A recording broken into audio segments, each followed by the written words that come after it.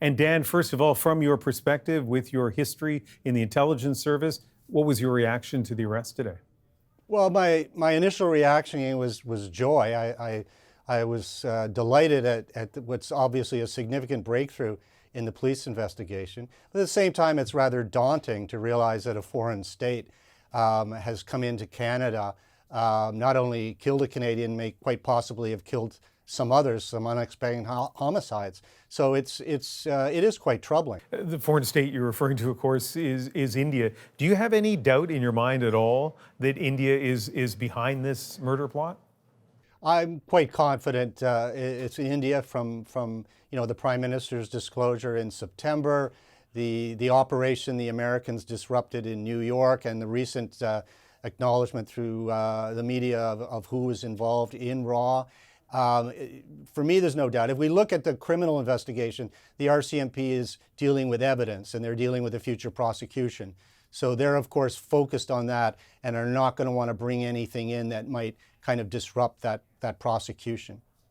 And about the three men who were charged in this case with murder, relatively young men, it's not as if India, if they are indeed behind this, sent agents from that country to here. Are you surprised by that? I was surprised. I was surprised that they may have been using our immigration stream to carry out such a dirty act. This is going to raise an awful lot of questions and some issues. But these three may not necessarily know who they were working for. We may have various layers or levels and middlemen involved, which provides sort of a firewall in a way for the government of India. They may have thought they were actually working for criminals to carry out these killings.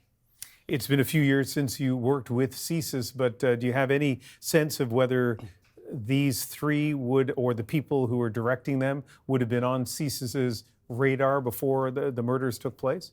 It's highly unlikely that they would be in the service's radar because, they don't actually appear as what would be, a strategic threat to national security. They're basically young individuals who came here on student visas and then carried out this act. So I think a lot of the CSIS intelligence collection on this would have been probably after the fact, unless they had, some, I guess you could say, sharing from other partners and things like that.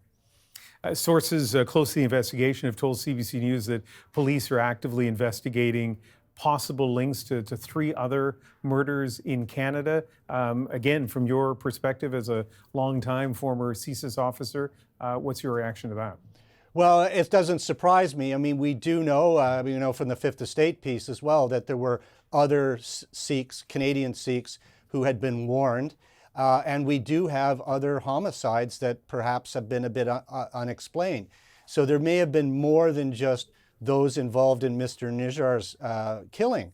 And that could be reference to future arrests. It's like probably more than one team, a number of targets. We know that from the operation in New York, where the fellow in India talked about 3 or 4 more targets in Canada. And that could be what we're seeing playing out here. We have just seconds left, but certainly in the Punjabi community, certainly in British Columbia and some other parts of the country, great deal of concern about what's happened here.